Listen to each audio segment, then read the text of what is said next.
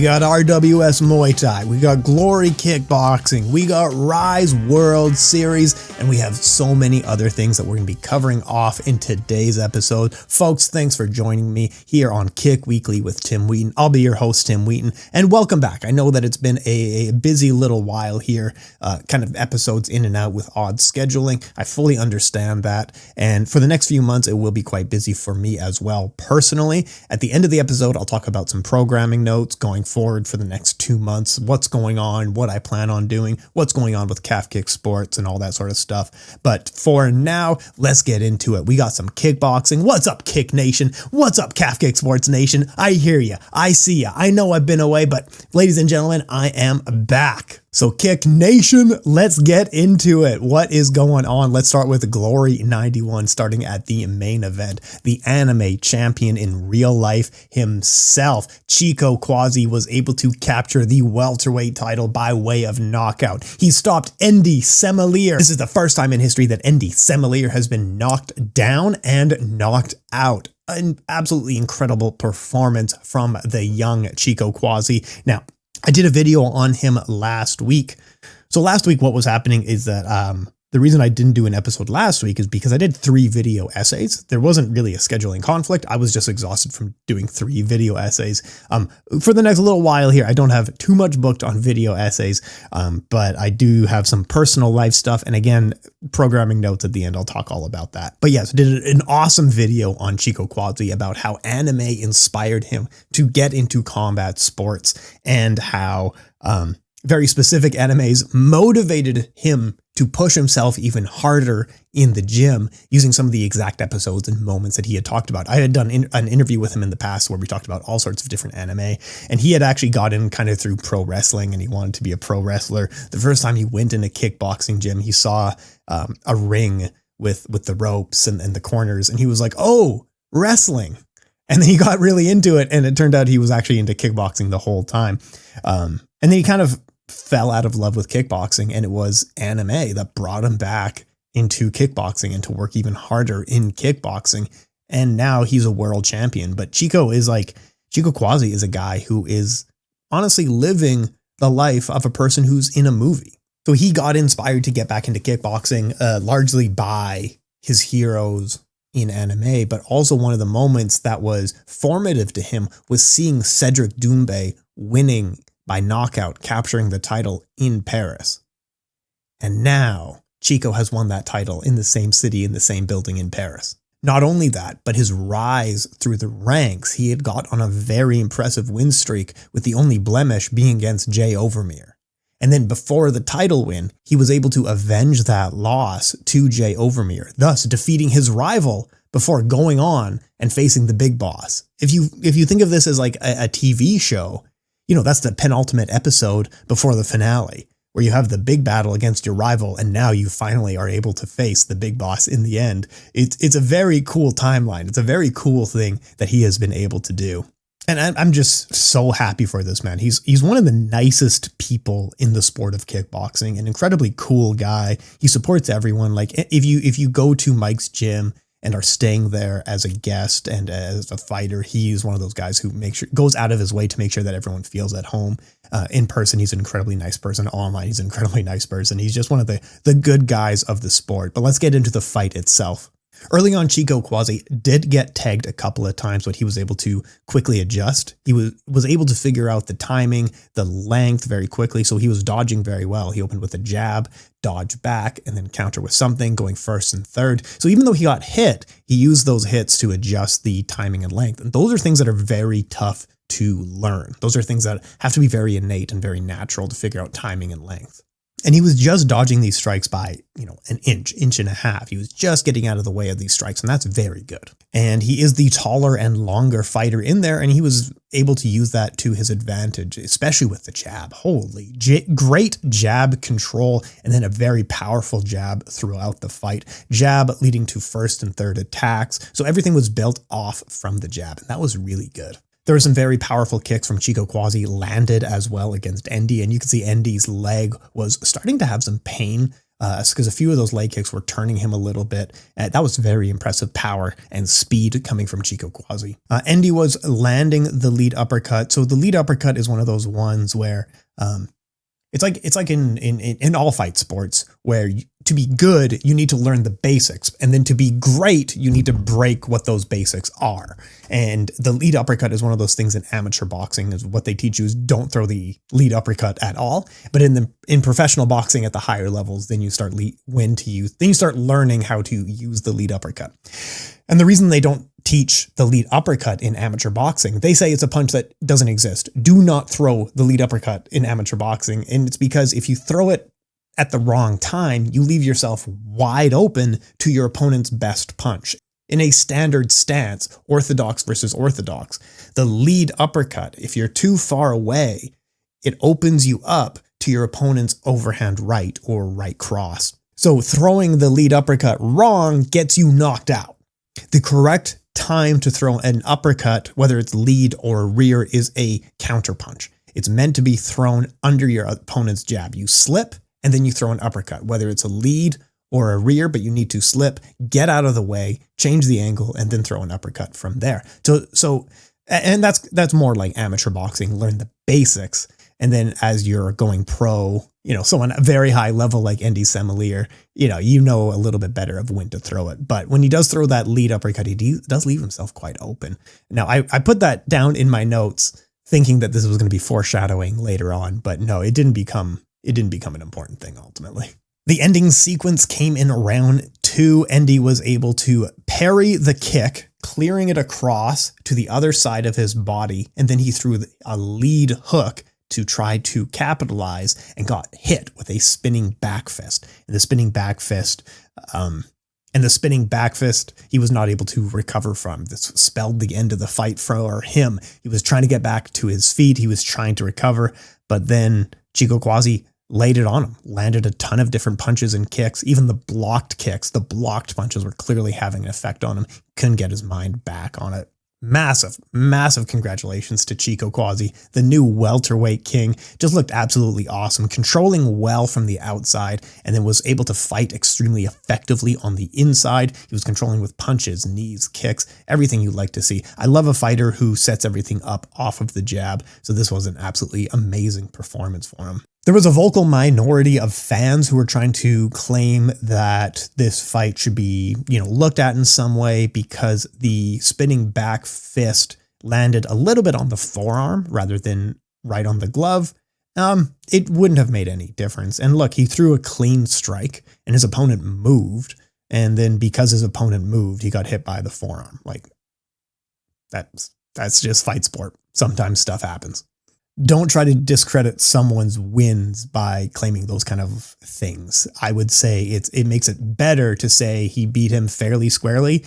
And if you're a fan of Andy Semelier, say he beat him fair and square and now he's on the revenge trail and now it's a very cool thing. I hope this leads to a fun little trilogy or something like that because it's a really fun rivalry. However, the welterweight division is very good. There's a ton of really good fighters in the welterweight division. Andy Semelier has gotten close victories over most of those guys in the division already.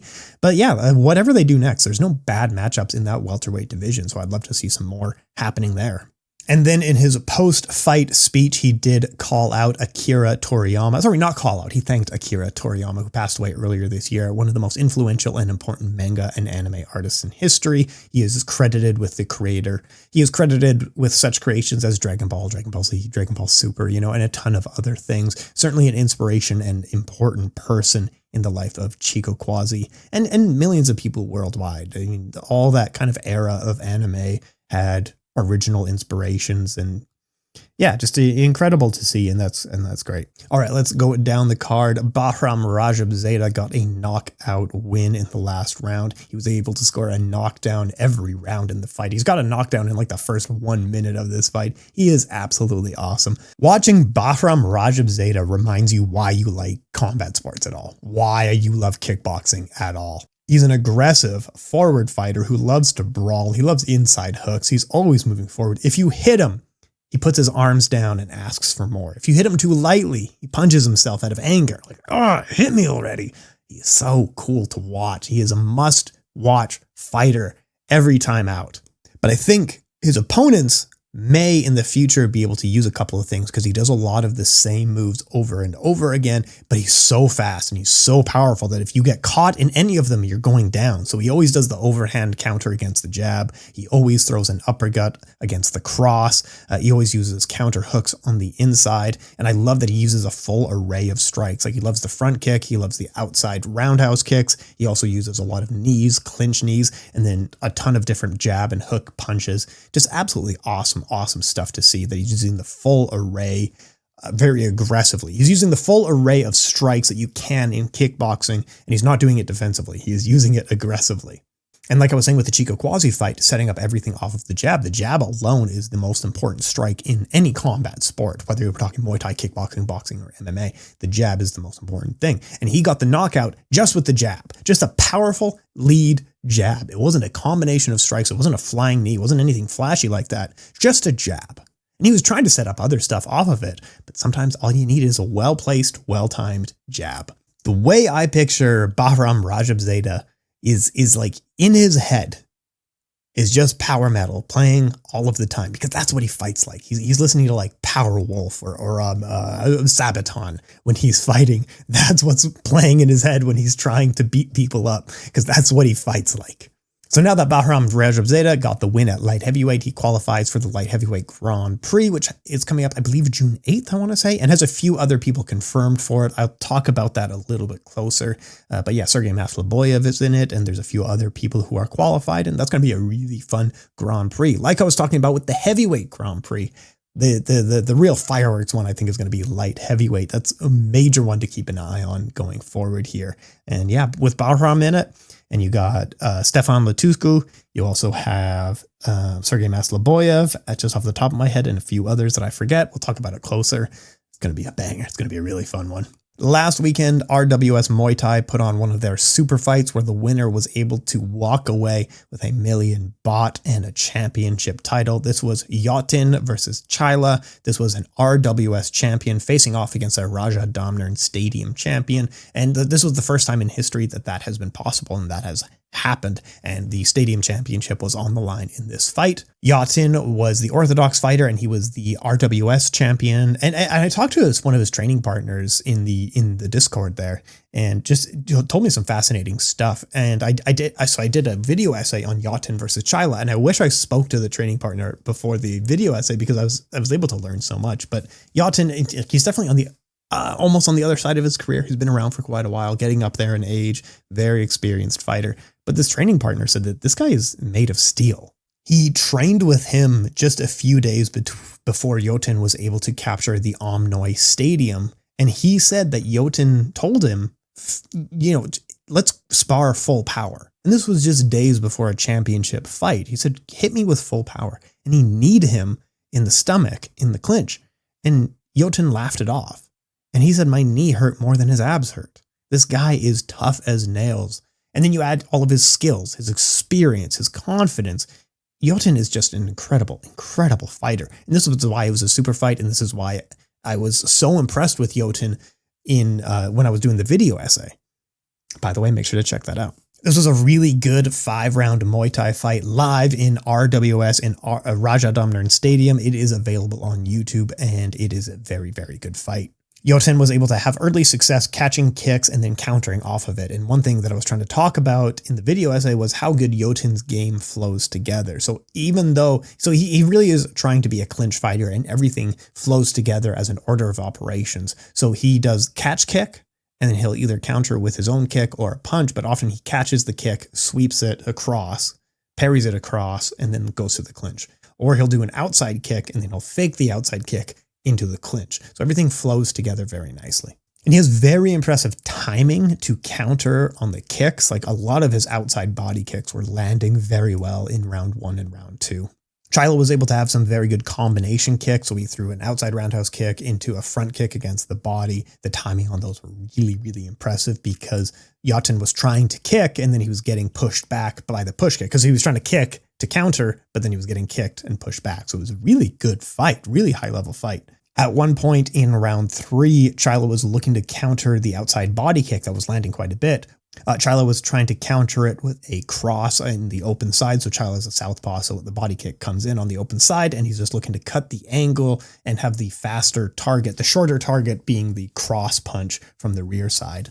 And sometimes it landed with authority, and other times Wheaton was able to get out of the way. But Chyla was really able to get success later in the fight when he was countering the mid kick by throwing a low kick to the person's standing leg. And like for a picture of this, we've all memorized Fedor versus Mirko Cro Cop. And that's exactly what Chyla was doing here, was to an opponent's open side fight, the opponent's open side kick to the body, you kick their standing leg. And ultimately they're going to stop throwing that kick, or they're going to get knocked down. And Chyla had a lot of success with that. And he really turned up the pressure in rounds 3 and 4, because Wheaton safely won the first 2 rounds. 3 and 4, probably Chyla. 3 was definitely Chyla. 4 was mixed and all over the place. And then 5 was mixed and all over the place as well. And later in the fight, because of how good Chyla's counters and aggression was, Wheaton was really forcing the clinch. He was just trying to clamp down on him and then land knees. And it became a really good fight, a really competitive fight, a really high level fight. And this was also a trilogy fight. So Wheaton was able to win the trilogy. But I think based on their styles and how close these fights are, it was a split decision win with the title on the line, pound for pound implications on the line, and RWS super fight. You could run this back a bunch of different times and have very interesting results every single time.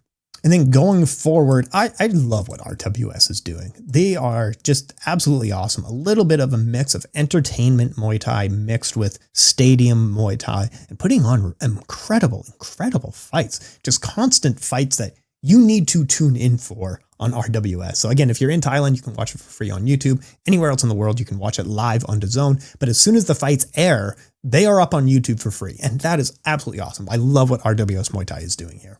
So last week they had a super fight between, again, pound for pound implications, championship on the line, Chyla versus Wheaton. That was a great fight, a trilogy. This weekend on May 4th, they have Hercules versus Tapokyu. This will be the stadium welterweight title on the line. Again, a great fight. Hercules is one of those people that if you've seen some flashy stuff happening in RWS on the Instagram, where he throws a kick and then comes back over the top with a spinning back kick, that's Hercules. He is a guy that you need to see because he's always bringing flashy, incredible techniques. And quite often when he wins, he just looks like he's leagues ahead of these guys. Hercules is just absolutely incredible. And then I had done a video essay on Kunseklek a few weeks ago when he had won his title against Kumendoi. And now coming up on the 11th of this month, he will be looking to defend that same stadium title against Siam. That's absolutely incredible. I love the story of Kunseklek. He's such an interesting guy now. He got into Muay Thai when he was very, very young with his twin brother. Both were inspired to become Muay Thai champions, make some money for their family. They got in with the Boom Deck Siam Gym, which focuses on fostering children in Muay Thai.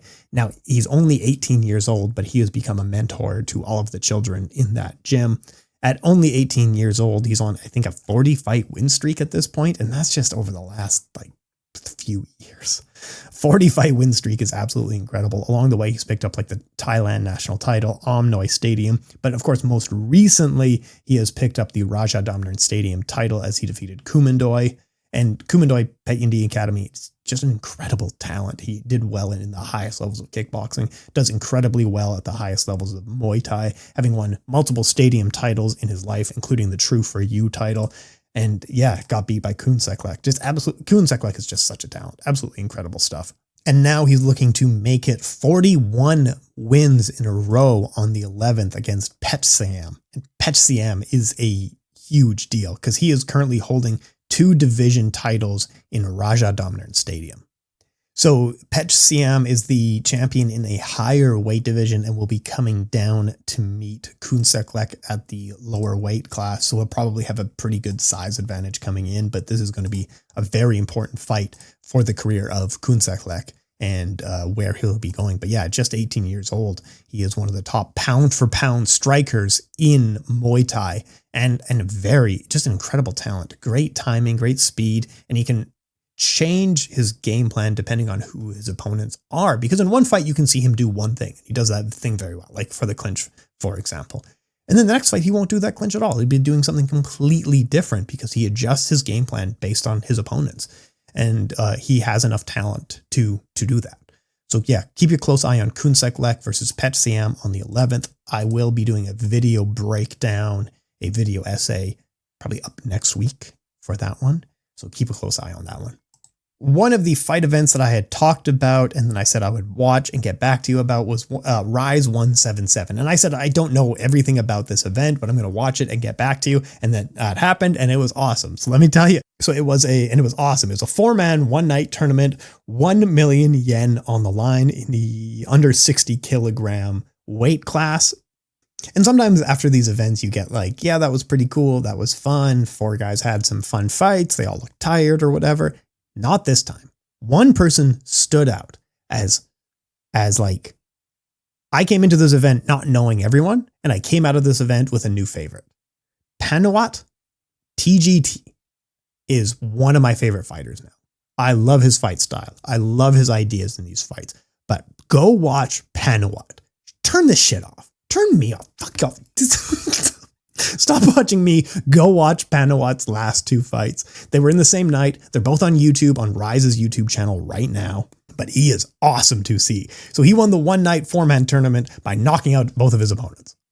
First fight, he won in the first round. Second fight, he won in the second round. He is just absolutely awesome. He has a long guard. He is Thai born. I think he's training in Japan now at the same gym where Tenshin Nasukawa made his base at the Target gym there. He has a very karate balanced stance. So he's very quick in and out, very quick kicks, very fast kicks, but very powerful kicks where you can see even the blocked kicks were making a massive difference. And he throws powerful everything, powerful combination punches. He mixes punches to the body, punches to the head. His in and out style reminds me a lot of like Kyoji Horiguchi when he was really in his prime. He has shades of early Tenshin Nasukawa with almost like the same way that Tenshin throws his famous lead hook to cross or lead hook to overhand. Panuwat really does that same thing, almost in the exact same style. And it's so fast and it's so powerful and he flusters everyone with it. But yeah, you need to watch this guy. Put Panuwat on your radar, Panuwat TGT. And just, this is one of the guys that you need to see. But the championship fight, sorry, it wasn't a championship fight. It was the winner of this tournament and he won 1 million yen doing it. He threw the outside leg kick, peppering throughout the fight, and the outside leg kick was clearly having an effect on his opponents. And then he threw the Peter Arts special, 1999 Peter Arts Prime special, 1998 Peter Arts, throwing the leg kick on the outside, throwing the leg kick on the outside, look low at the guy's leg, and then throw a head kick. And he knocked him out with it. And it was brutal. They brought him to the hospital right away because of how brutal that knockout was. It was awesome to see. Panuwat is absolutely awesome. I love how fast and powerful everything he does is. He's aggressive, mixes high and low, mixes punches and kicks, mixes body, head. Just, there are some weeks where nothing is happening in kickboxing. And then sometimes you come back just like, wow, this is absolutely awesome stuff. Holy heck. And that division that he's in, I assume that he's now the top contender in that division. So that is a 60 kilogram division in Rise. It's quite an action-packed division where it has been, the title has kind of been passed around, but there's not like a pound for pound talent in that division, if that makes sense. It's a very action-based division. So Chan Hyung Lee was the champion there for a while, and then Taiga was able to win the championship belt off of him earlier this year. Both very impressive fighters, both very action and fun fighters, but I want to see Panuwat get in there and probably win the title this year. Honestly, he's probably going to win the championship here in 2024. That's going to be a really fun division going forward.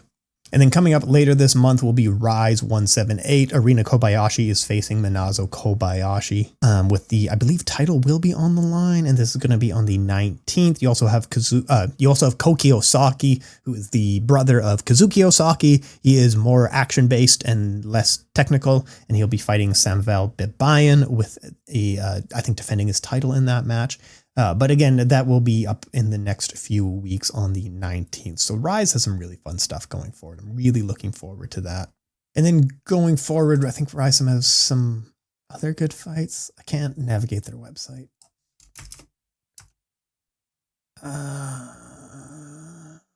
Oh yeah, Kazuki Osaki versus Jin Mandakoro is coming up later this year as well. That's going to be June 15th in Rise World Series Osaka. My God, that's a good fight. That is such a good fight right there. I cannot wait for that one. That one's going to be really fun. Kazuki Osaki is the brother of Koki Osaki. He's the better, more technical brother.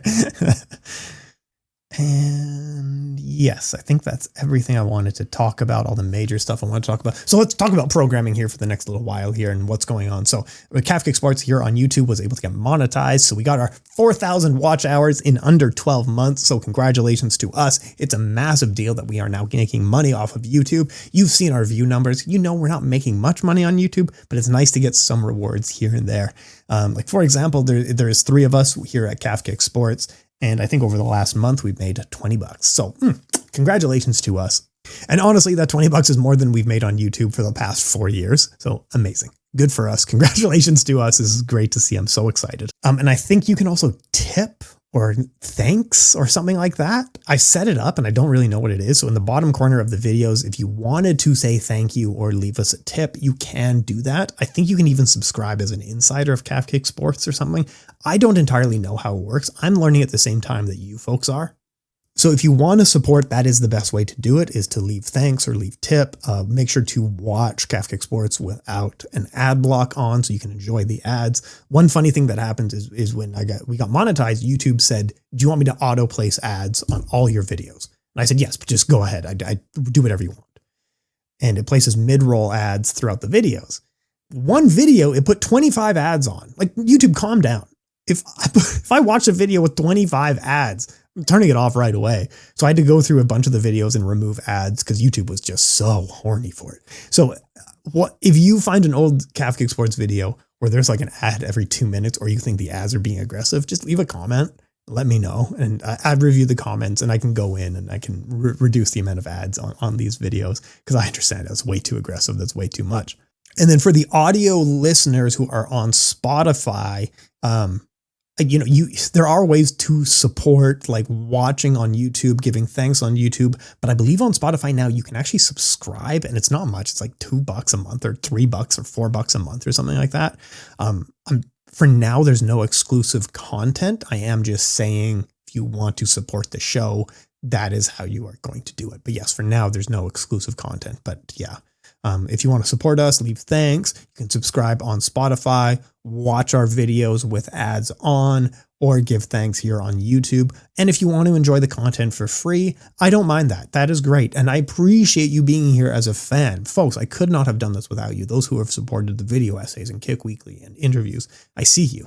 Telvin, I see you, man. You are the best. All of my hardcore fans who have been here since day one, Bjorn, like I see you folks. I massively appreciate all of you being here. But going forward over the next few months, if you thought like my schedule before was not great, I was doing weekly for quite a while and then things were on and off. For the next 2-3 months, I'm going to be pretty busy. I am getting married here in Scotland to my partner, who I've been with for 10 or 11 years or something like that. So we are getting married, but we have family staying with us for several weeks, and we are getting married. And then we're going on a honeymoon. And then we're going to go to Canada for a couple of weeks to do our reception. So we're going to throw a party in Canada for all of our friends, but I'm going to be in Canada for a few weeks. So over the next 2 months, I am going to be in and out on Kick Weekly. Now, I have tried to get some substitute and replacements in to keep the kickboxing going, to keep the podcast going. So I'm going to try to get some guest hosts in over the next few months. And it may not be every week, but on the weeks when I'm gone, hopefully we can get a guest host in to hold over the show, talk about kickboxing content. Honestly, I'm really excited for it. I actually really like the idea of having guest hosts come in and talk about kickboxing because most people who work in the kickboxing community know way more than I do, and they're way smarter than I am. And so, yeah, you get some different and fresh perspective over the next few weeks on the weeks where I am away. So, yeah, I'm really excited for that. I think that's going to be a lot of fun. But ultimately, folks, thank you so much for your time. I think I'm back next week. Next week might be a show that I'm able to do. If not, there will be a video essay from me. If not, there should be a guest host.